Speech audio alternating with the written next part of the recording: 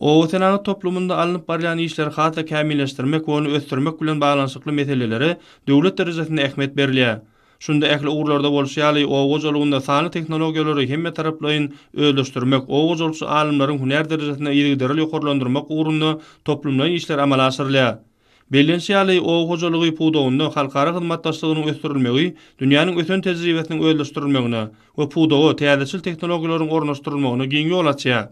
Okuw maslahatynyň dowamında Türkmenistanyň bu urda toplan tejribesi, milli daýhançylyk diýäpleri, yer we suw terişdelerinde netijeli peýdalanmaň ugrulary aranyp maslahatdaşyldy.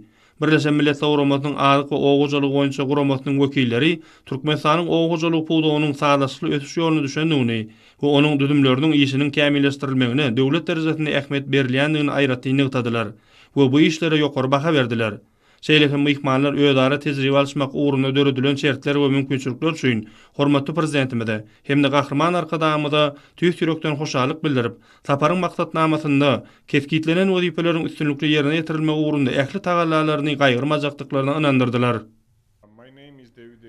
Men David Egershuli, Birleşen Milletler Guramasynyň adyk we ogujalyk guramasynyň geňeççisi we yer kadastry boýunça hünärmeni. Yer kadastry bilen baglanyşykly meseleler ýurtlaryň ykdysady saýdan ösmegine oňy täsir edýär. Şol sebäpden Birleşen Milletler Guramasynyň adyk we ogujalyk guramasy hukuk taraplary ýaly dürli düzgünleri öz üçin alýan dogry yer dolandyryş ulgamyny döretmekde Türkmenistan bilen hyzmatdaşlyk edýär. Yerleri we emlakları hasaba almak üçin ýörüýte program üçinçiligi bilen sany ulgamy döretmek üçin teknologik taraplary öz üçin alýan ulgamyň işlenip düzülmegi wajypdyr. Mundan başga da bu urda alınıp barýan işleriň hukuk güýjüni berkitmek we mümkinçiliklerini artdyrmak örenmekimdir.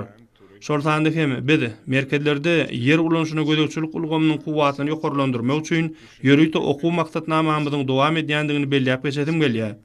Umuman biziň gepleşiklerimizde işen häsiýet mahsus boldy. Ol aranyp maslahatlaşylan meselelerin oňun çözüldüğünü üpçün etdi.